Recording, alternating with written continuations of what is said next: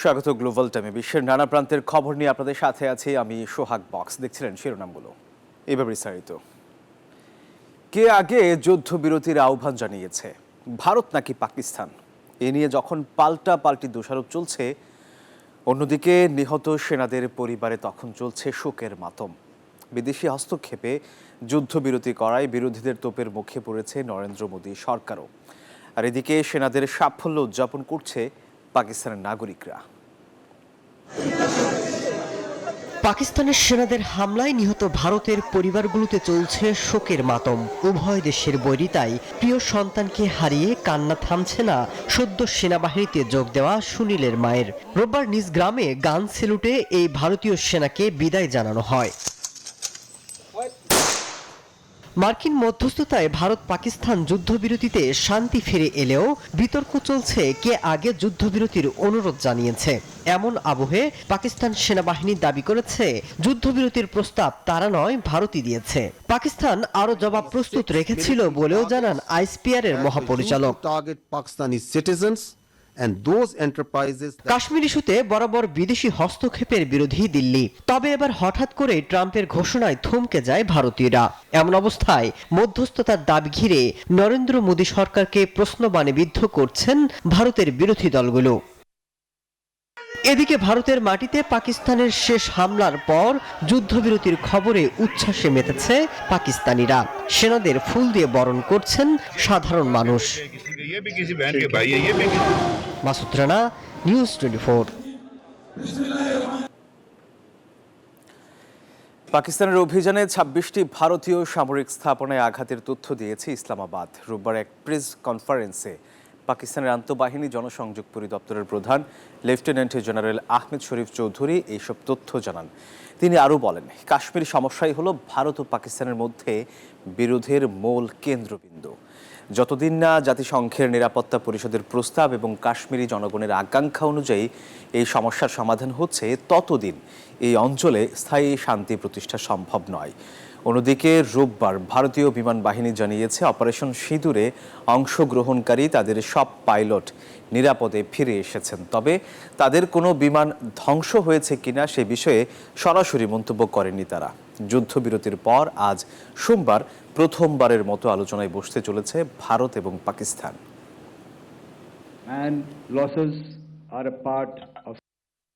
এবার চীনের সাথে বাণিজ্য যুদ্ধ কমাতে একমত হয়েছে যুক্তরাষ্ট্র। ৯০ দিনের জন্য শুল্ক প্রত্যাহারের ঘোষণা দিয়েছে তারা।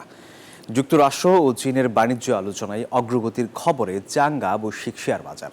বাড়ছে ডলারের দামও। মার্কিন মসনদে ট্রাম্পের দ্বিতীয় দফায় বসার পর থেকে টালমাটাল বিশ্ব অর্থনীতি। বিশেষ করে চীনের সাথে শুল্ক বৈরিতায় অর্থনীতিতে দেখা দেয় অশনি সংকেত। তবে এবার বৈশ্বিক বাণিজ্যে স্বস্তির বার্তা। ৯০ দিনের জন্য পরস্পরের বিরুদ্ধে আরোপিত শুল্ক প্রত্যাহার করতে প্রাথমিকভাবে সম্মত হয়েছে উভয় দেশ।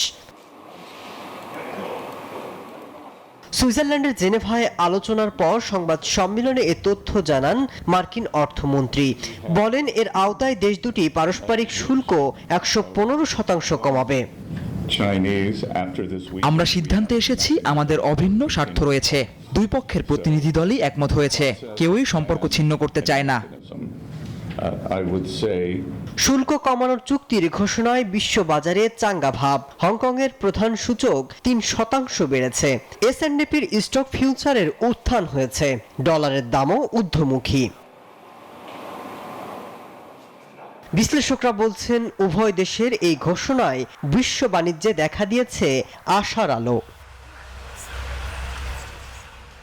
মাসুদ রানা, নিউজ 24। মার্কিন প্রেসিডেন্ট ডোনাল্ড ট্রাম্পের আহ্বানে সাড়া মিলেছে অবশেষে। ইউক্রেনের প্রেসিডেন্ট ভলোদিমির জেলেনস্কি জানিয়েছেন, তিনি রুশ প্রেসিডেন্ট ভ্লাদিমির পুতিনের সঙ্গে তুরস্কে আলোচনায় বসতে চান। তবে এর জন্য একটি প্রধান শর্ত দিয়েছেন তিনি। মস্কোকে প্রথমে যুদ্ধবিরতিতে রাজি হতে হবে। আর এই উদ্যোগে জেলেনস্কির পাশে দাঁড়িয়েছেন ইউরোপীয় নেতারাও।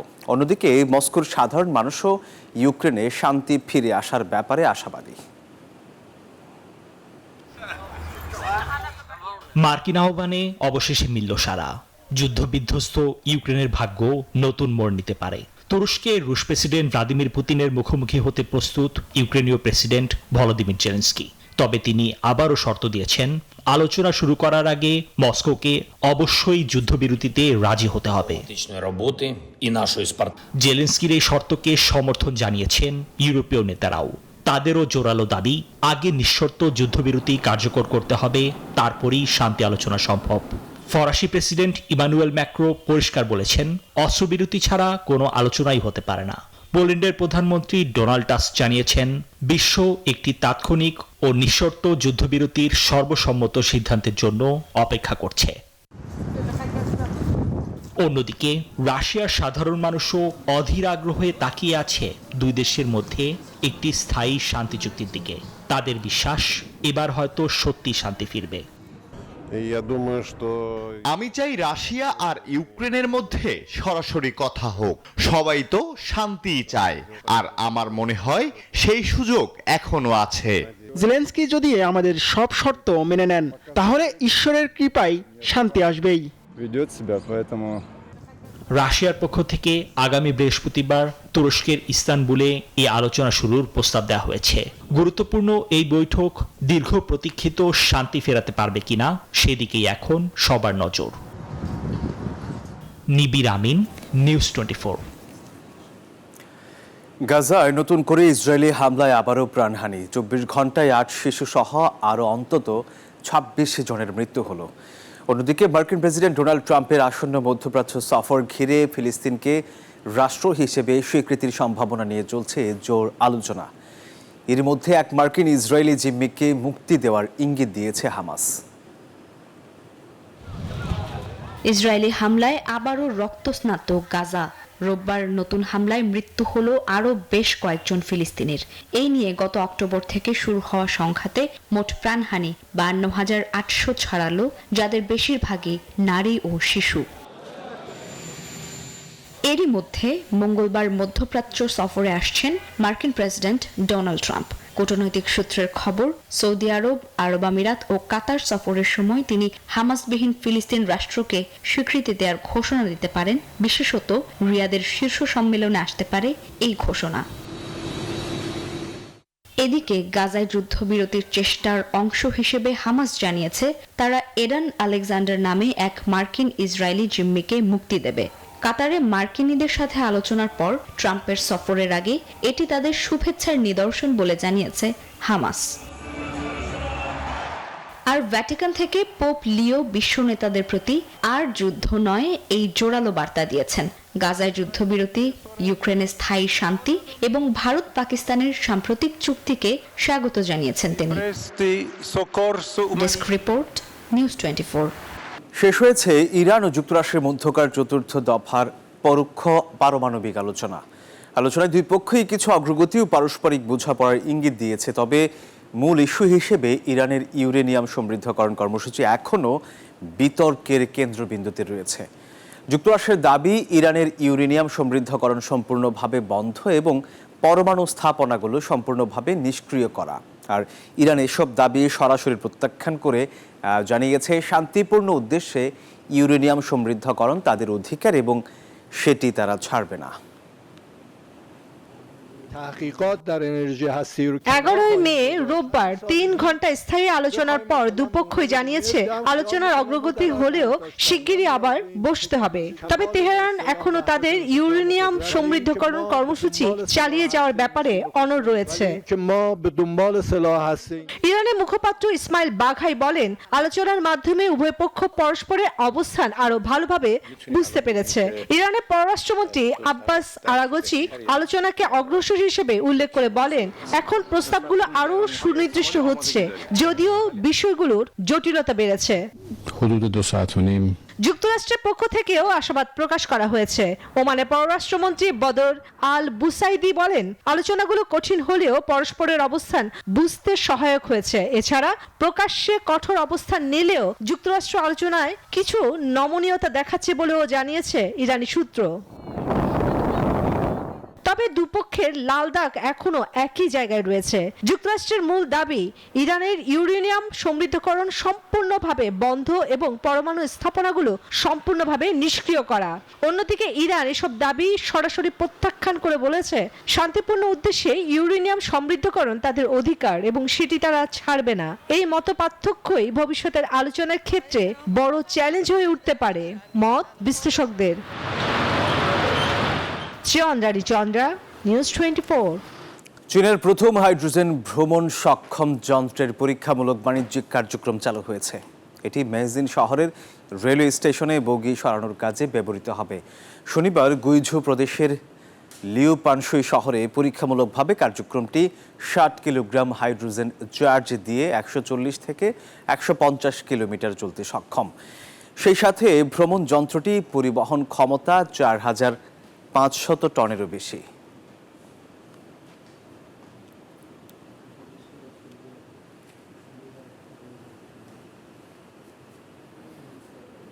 মায়ানমারের বৃহত্তম শহর ইয়াঙ্গুনে হাজার হাজার ভক্ত বিভিন্ন প্যাগোডায় জড়ো হন বুদ্ধের প্রতি শ্রদ্ধা জানাতে। মায়ানমারে বৌদ্ধ ধর্ম রাষ্ট্রের প্রধান ধর্ম এবং বুদ্ধ পূর্ণিমা সেখানে এক গুরুত্বপূর্ণ ধর্মীয় ও সাংস্কৃতিক উৎসব। এবার উদযাপনে বৌদ্ধ পূর্ণিমায় দেশটিতে সাম্প্রতিক ভূমিকম্পে 3500 নিহত হওয়ার শোক ছিল উপজীব্য। বহু পরিস্থিতির মাঝে স্বজনহারা মানুষরাও যেন ধর্মীয় উৎসবে অংশ নিয়ে নতুন আশা ও মানসিক শান্তি খুঁজে পান, তেমনইভাবে সাজানো হয়েছিল এই উৎসব। রবিবার বুদ্ধ পূর্ণিমার দিন মিয়ানমারের ইয়াঙ্গুন শহরের বিভিন্ন প্যাগোডায় জড়ো হন হাজারো বৌদ্ধ ধর্মাবলম্বী। বুদ্ধের মূর্তির মাথায় পানি ঢেলে সম্মান জানান তারা। বোধি বৃক্ষের ছায়ায় বসে পাঠ করেন ধর্মগ্রন্থ। তাদের বিশ্বাস অনুযায়ী বৃক্ষের ছায়াতলে গৌতম বুদ্ধ লাভ করেছিলেন পরম জ্ঞান। এই দিনটি বৌদ্ধদের কাছে বিশেষ তাৎপর্যপূর্ণ, কারণ বিশ্বাস অনুযায়ী এই দিনেই ভগবান গৌতম বুদ্ধ জন্মগ্রহণ করেছিলেন, জ্ঞান লাভ করেছিলেন এবং মহাপরিনির্বাণ লাভ করেছিলেন। দক্ষিণ পূর্ব এশিয়ার দেশগুলোতে যথাযথ ধর্মীয় মর্যাদায় উদযাপন করা হয় বছরের অন্যতম পবিত্র দিন বুদ্ধ পূর্ণিমা। মিয়ানমারেও নানা আচার অনুষ্ঠানের মধ্য দিয়ে পালিত হয় দিনটি। বৌদ্ধ ভিক্ষুদের প্রার্থনা, ধ্যান এবং পদযাত্রার সবকিছুতে যেন শৃঙ্খলা আর আস্থার প্রতিচ্ছবি। তবে এই উৎসবের আবহে মিশে আছে যুদ্ধ আর দুর্যোগের বাস্তবতা। এবারের উৎসবের পটভূমি ছিল কিছুটা ভিন্ন। সামরিক অভ্যুত্থানের পর চলমান সহিংসতা, এছাড়া চলতি বছরের মার্চে আঘাত হানা ভূমিকম্পে কেঁপে ওঠে পুরো দেশ। নিহত হয় 3500-এরও বেশি মানুষ। ধ্বংস হয় শত শত ঘরবাড়ি, মন্দির আর স্কুল। এই ভয়াবহ দিনটির মাঝেও প্রার্থনার মধ্য দিয়ে শান্তি, ধৈর্য আর মমতার পথ ধরে আলোর দিশা খুঁজে পাওয়ার আশা দেশটির বাসিন্দাদের। বৌদ্ধ পূর্ণিমার এই দিনটি তাই তাদের জন্য শান্তি ও সংহতির আশার প্রতীক হয়ে ওঠে।